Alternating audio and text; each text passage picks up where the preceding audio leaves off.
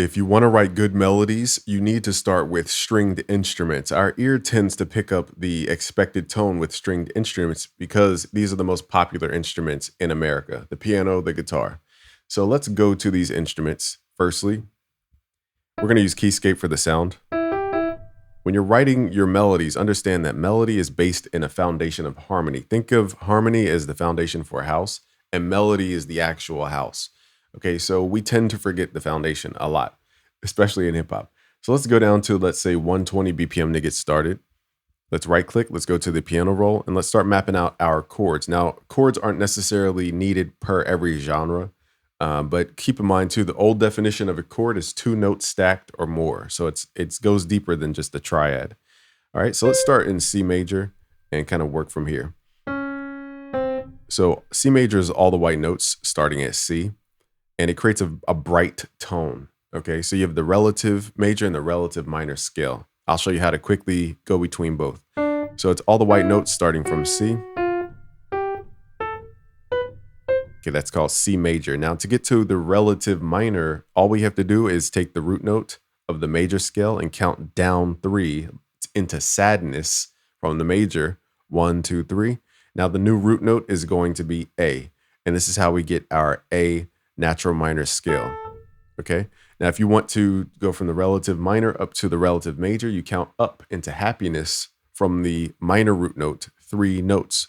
1, 2, 3, and it lands you back at C. So that's how you quickly keep in mind how to go between major and minor scales. That's important because major creates an outward happiness, whereas minor creates a more retrospective inwardness. Okay, so let's start writing chords in the C major scale.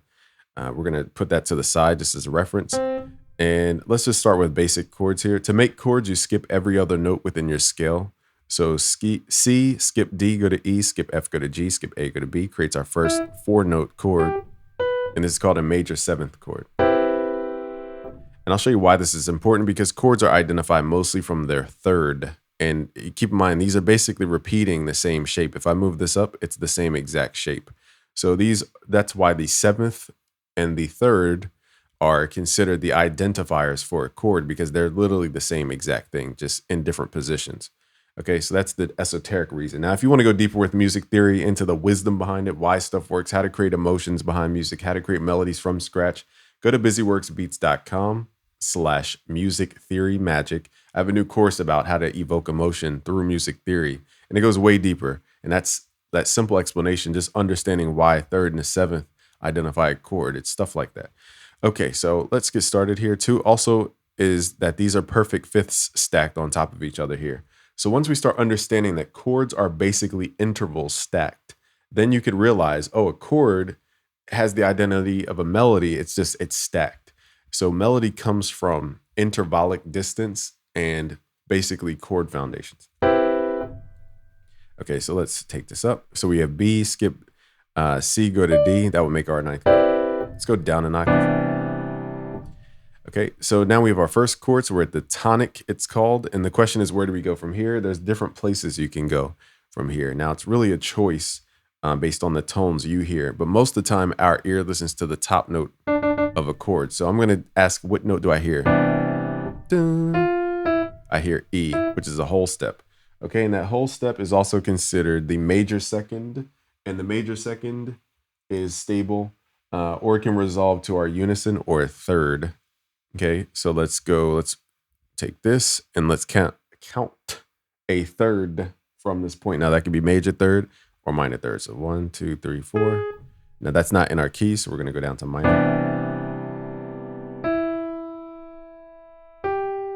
Okay, and that resolves it. Now we have to reverse engineer the chord. We are going to skip every other note going down the scale this time. So it's E, C, A,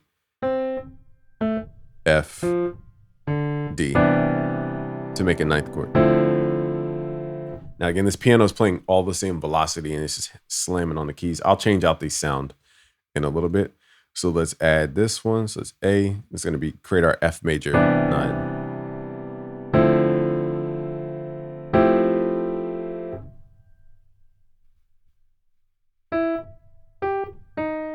And my ear wants to hear this chord again. So we're going to bring that back over.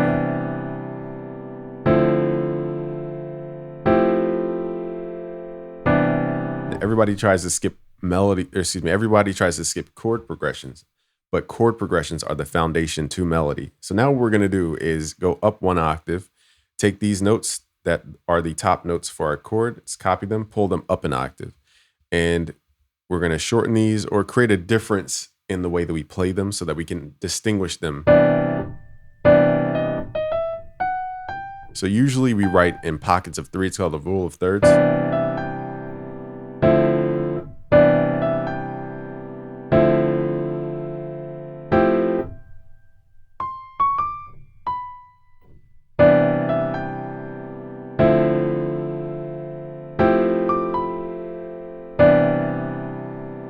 Now, if I'm trying not to go so deep into everything, but you can also improvise this if you wanted to play with your typing keyboard. Click your typing keyboard. We're going to go to a pentatonic scale and play just notes over top. Now, the reason these notes work is because our ear naturally understands the resolution. Let's go up an octave.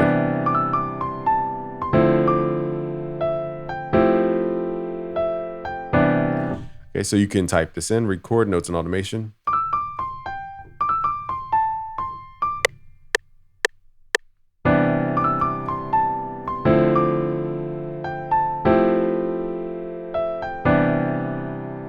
Okay, so that's a more natural me playing the melody out.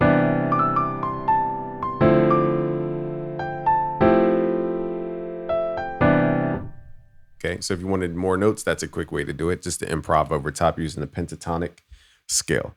And I teach you all this stuff again at busyworksbeats.com/music theory magic, because you have to understand why we do stuff. We don't just arbitrarily do stuff.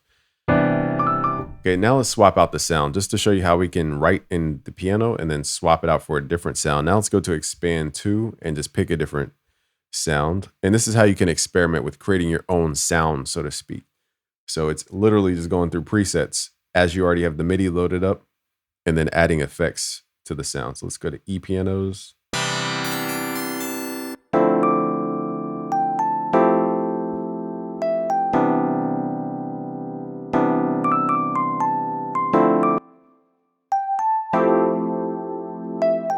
Another thing we could do is change the key. So let's click inside here, hit shift down or shift up, 1, 2, 3.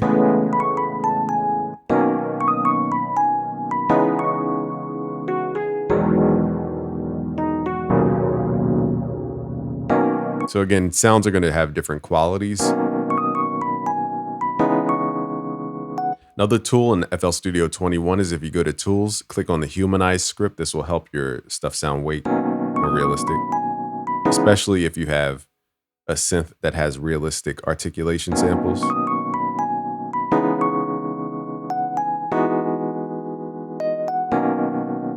Okay, so now we're just swapping out the sound. So I can go to Omnisphere for people who can afford Omnisphere and now go through random patches. I'll literally hit shuffle and I'll do it on the unclean machine because this has more melodic tones on it.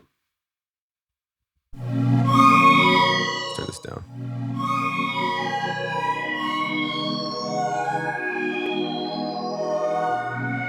Okay, so that feels more like a Drake track because of the sound.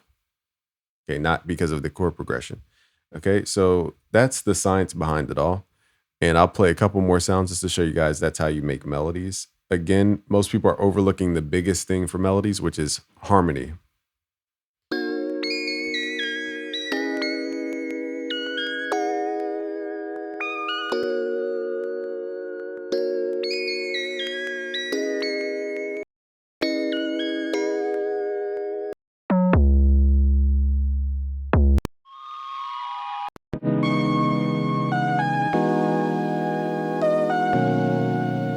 This feels like a Drake vibe on this one.